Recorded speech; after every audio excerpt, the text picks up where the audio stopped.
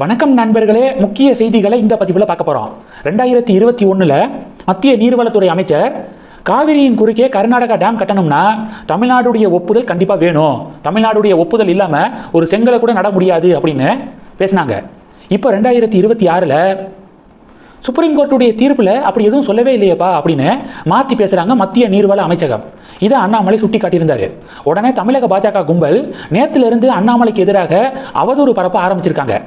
தமிழக பாஜகவுடைய மிக முக்கியமான புள்ளி அவர் யார் அப்படிங்கிறத அடுத்த வீடியோவில் டீட்டெயிலாக சொல்கிறேன். அவர் சொல்கிறாரு, கர்நாடகாவில் ரியல் எஸ்டேட்டு பிஸ்னஸ்ஸு அண்ணாமலை பண்ணுறதுக்கு இன்ட்ரெஸ்டாக இருக்கார். கர்நாடகாவில் காங்கிரஸ் கவர்மெண்ட் நடக்குது. காங்கிரஸ் கவர்மெண்ட்டை ஏதாவது திட்டிவிட்டாருனா, இல்லை காங்கிரஸ் கவர்மெண்ட்டுக்கு எதிராக அண்ணாமலை பேசிட்டாருன்னா கர்நாடகாவில் அண்ணாமலையுடைய ரியல் எஸ்டேட் பிஸ்னஸ்ஸு பண்ண முடியாதுல்ல. அதனால தான் மத்திய அரசாங்கத்தை திட்டுறாரு அண்ணாமலை அப்படின்னு ஒரு மிக முக்கியமான புள்ளி ஆதாரமே இல்லாமல் அவதூறு பரப்புறாரு.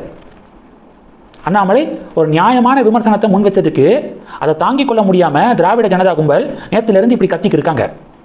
இப்போ ஒரே கேள்விதான், அண்ணாமலை மட்டும்தான் இதை எடுத்து பேசியிருக்காரா அப்படின்னா அண்ணாமலை தான் ஃபஸ்ட்டு பேசினது.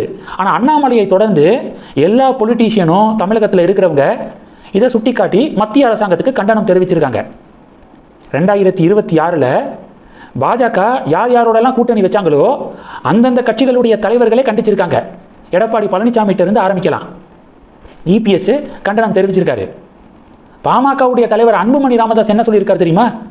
பிஎம்கேவும் பாஜகவோட கூட்டணியில் இருந்தாங்களே, அன்புமணி சொல்றாரு, மத்திய அரசாங்கம் கர்நாடக அரசாங்கத்தோட சேர்ந்து சதி செய்யுது, இதெல்லாம் வேலைக்கு ஆகாது.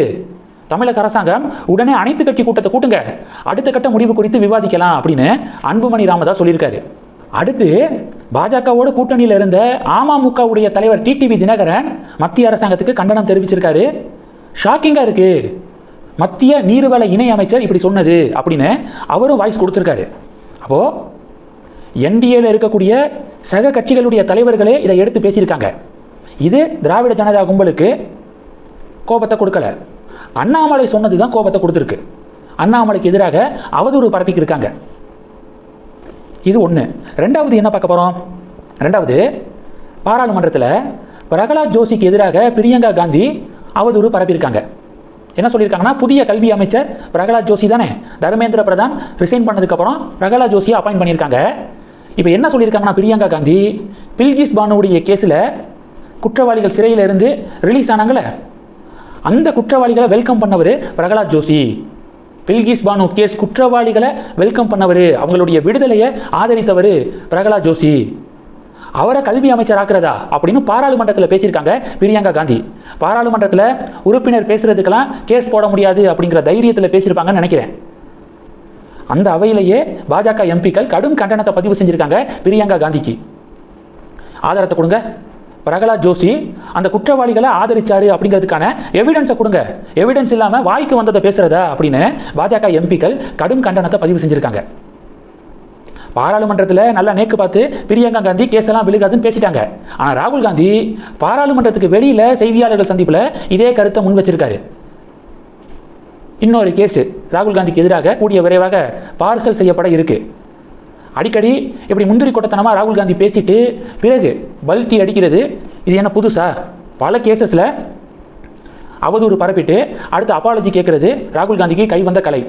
இப்போ என்ன தகவல் கிடைச்சிருக்குன்னா, பாராளுமன்றத்துக்கு வெளியில் ராகுல் காந்தி பில்கிஸ் பானு கேஸ் குற்றவாளிகளுக்கு ஆதரவு தெரிவித்தவர் பிரகலாத் ஜோஷி அப்படின்னு சொன்ன கருத்துக்கு எதிராக டிஃபமேஷன் கேஸ் போட இருக்காராம் ஜோஷி. கூடிய விரைவாக அந்த கேஸு கோர்ட்டில் விசாரணைக்கு வரும். வழக்கம் போல் ராகுல் காந்தி தரப்பு அப்பாலஜி கேட்கறதுக்கு அதிக வாய்ப்புகள் இருக்குது. பொறுத்திருந்து பார்க்கலாம். மூணாவது என்ன பார்க்க போகிறோன்னா, தமிழகத்திலிருந்து பிற மாநிலங்களுக்கு கனிம வளங்கள் கொண்டு செல்ல 3 மாதம் தற்காலிக தடை அப்படின்னு டிஎன் கவர்மெண்ட் சமீபத்தில் முடிவெடுத்திருந்தாங்க. இந்த முடிவுக்கான பின்னணி என்ன?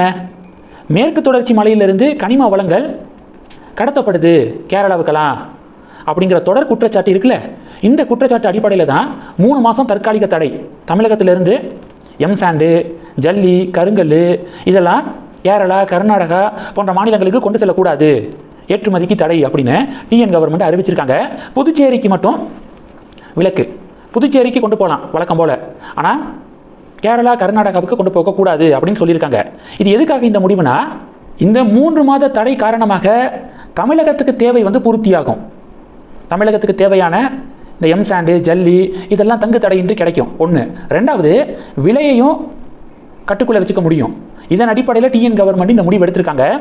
இப்போ கேரளாவுடைய முதல்வர் என்ன கடிதத்தில் குறிப்பிட்டிருக்காருன்னா, தமிழக அரசாங்கம் விதித்த தடையை மறுபரிசீலனை செய்யணும் அப்படின்னு சொல்லி கடிதம் எழுதியிருக்காரு. கேரளாவுடைய முதல்வர் கடிதத்துக்கு தமிழக முதல்வர் என்ன ரியாக்ட் பண்ண போறாரு அப்படிங்கிறத பொறுத்திருந்து பார்க்கலாம். இந்த செய்திகள் எல்லாத்தையும் பற்றி உங்களுடைய பார்வைகளை மறக்காம கமெண்ட் பண்ணுங்க. தொடர்ந்து கனெக்ட்ல இருங்க. அடுத்தடுத்து நிறைய பதிவுகளை பார்க்க போறோம். நன்றி. ஜெய் ஹிந்த்.